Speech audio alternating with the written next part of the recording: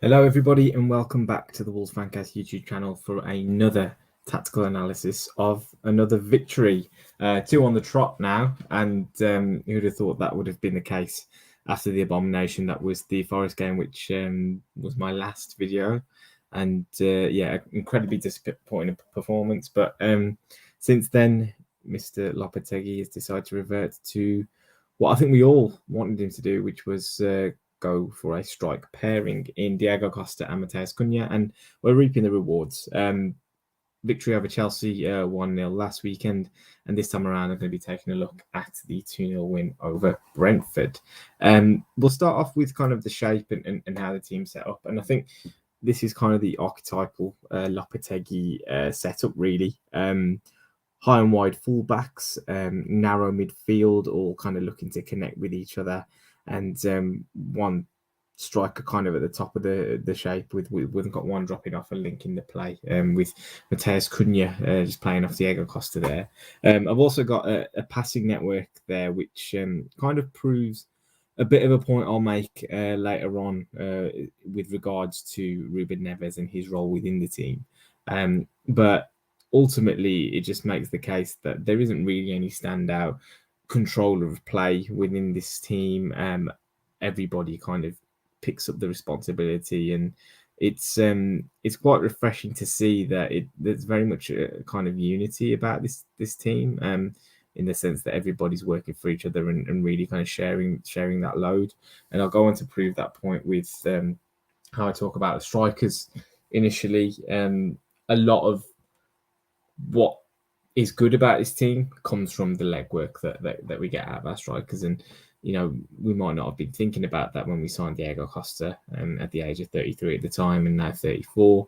But he and Cunha are really kind of showing what can be done to kind of offset the lack of an extra midfielder.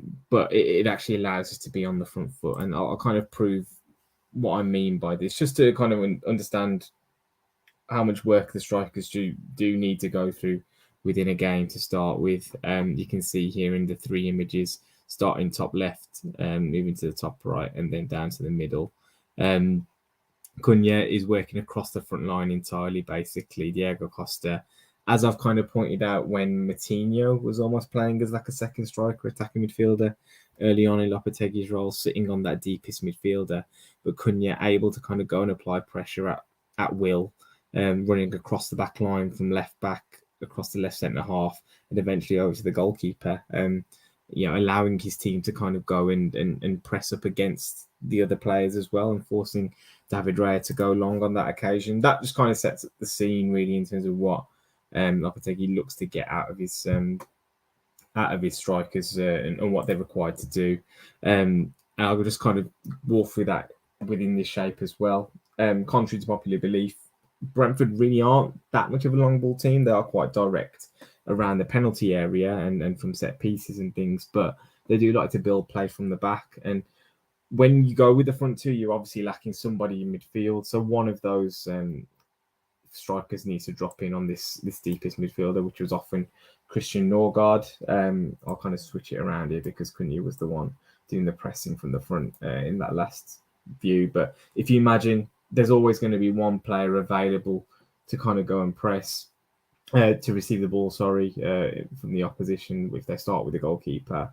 These two are basically on a string to go. If the ball comes out to this left centre half, Costa goes in there, Cunha drops in on that midfielder. Ball might go back to the goalkeeper. Costa can continue his press in that direction. Cunha goes out and kind of shapes his run to cut off any pass into the midfield and back up the play into that area and force them long, really. They're not going to win the ball on every single occasion, but it forces the opposition to do something that we want them to do as opposed to getting to do what they want to do. That's it in its simplest form. If I show you kind of a better example of how we really implemented that in the game, you can see here David Raya starts with possession. Cunha actually runs across towards right centre half Pinnock, and Diego Costa sits in on Norgard, the deep midfielder.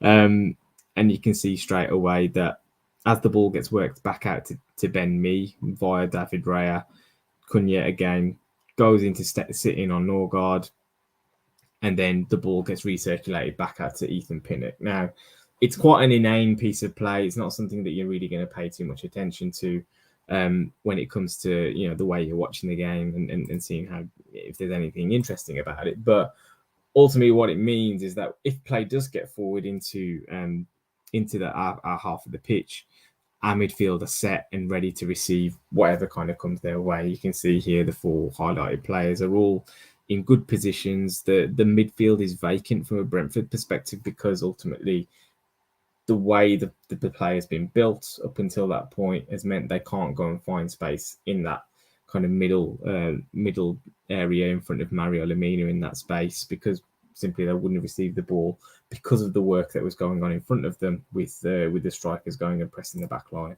It's really important. It goes a hell of a long way to making sure that we aren't forced too deep, that we aren't able to go out and trigger these kind of really aggressive central midfield options that we have now with Lemina and Gomez in particular, looking to win the ball as early as possible.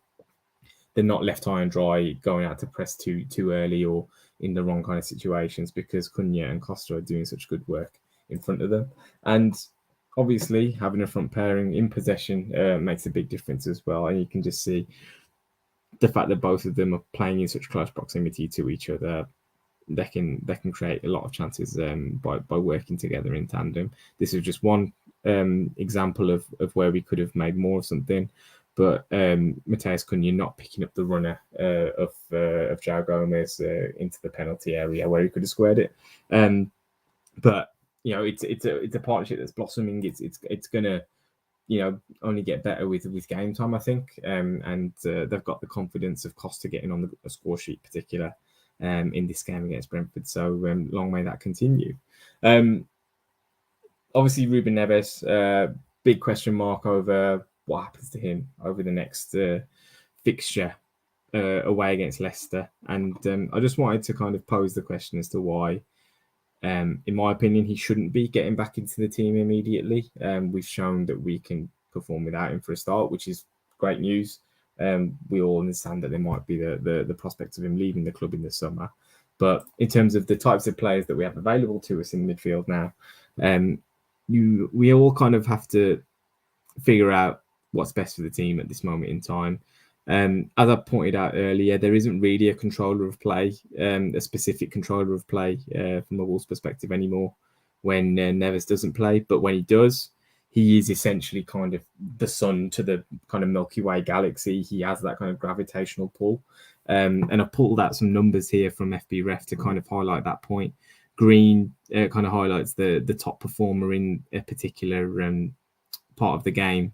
Here, red being the lowest in terms of numbers, not necessarily worst, but just lowest and highest. And you can see straight away, Neves, when he plays per 90, he touches the ball more than any of the other midfielders. He touches the ball more than any other player in the squad, and he completes more passes than any other player in the squad as well.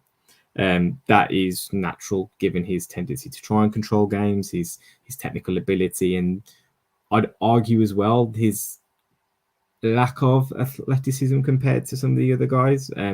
In order to kind of stamp his authority, he needs the ball. He's not someone who is going to dominate a game out of possession, and nor should he. His technical ability is far too great to insist on him playing in a possession, not a possession heavy side. You'd want to be able to take advantage of that.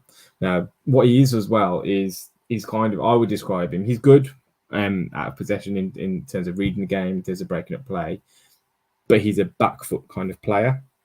And when it comes to tackles and interceptions and things like that, he will more likely sit off, kind of read a situation, and then nip in when it comes down to timing and things like that. He will not go out and press somebody because ultimately he's not quick enough. And I think this is one of the reasons why he hasn't been picked up by a bigger club at this point, to actually go out and snap and be on the front foot and break up an opposition transition or a counter attack or win the ball high up the pitch. We've seen him try to do it on a few occasions. We've seen him pressing goalkeepers and things like that, but it's just not his natural game. And that's not to his to discredit him in any way. It's just the way he is as a player and his makeup. when we have the likes of Lamina, the likes of João Gomez, and increasingly Mateus Nunes as well, we've got 3 players in there who are incredibly good at covering ground and incredibly good at nipping in to really kind of snuff out situations as quickly as possible. And the other thing that I really like to point out is recovery. If we do get beaten, and in this first situation here, Sarabia has received a ball, he actually gives it away in the corner. 5 seconds later, Brentford are on the break. I've highlighted João Gomez in both of those images there. At first, he's there high to kind of support the attack. If there is a breakdown in there, he can really kind of go and aggressively nip in and make sure we don't lose the ball in that situation. But if the ball does go past him, he has recovery speed and the ability to go out and snuff any danger out, and he actually makes an interception kind of as the ball approaches us in the final third there. So really kind of important that Lopetegui, who has brought this kind of more intense style of play to us, who wants us to be more on the front foot and wants us to go at teams a little bit more, has the players who can kind of do that with. Now, I'm not saying that means Neves should never play for Wolves again. I think it's more the case that when we're playing against certain teams like Brentford, like Leicester, who we should probably feel like we could go out and beat, from minute 1. I think it's important for us to be aggressive out of possession. I think it's not necessarily about going out and dominating the ball from minute 1 to minute 90, because we've shown we can do that on a number of occasions against teams, but we aren't incisive enough with our passing. We aren't able to really kind of get a foothold via that method anymore. It just isn't the way that the team is built. So Neves, as a player, he's a controller. He likes to dictate plays, a tempo man. He switches the ball. He is really accurate with his passing, all these things. He's a wonderful, wonderful footballer, one of the best we've ever had at the club. But given the run of form that we're on, given the fact that these guys have really kind of stamped their authority on the way that we're playing, and the fact that in our last 2 games, we have been, without doubt, the better team in both of them, they should continue playing as they were, especially against a vulnerable Leicester team who are not going to want to be pressed and harried into mistakes and really kind of got at in the first 10, 15 minutes in a game. We could circulate the ball till kingdom come if Neves plays in that game from the start. And it's not necessarily a bad thing that we do that, but I don't think that's necessarily a game that Leicester will be too worried about being in.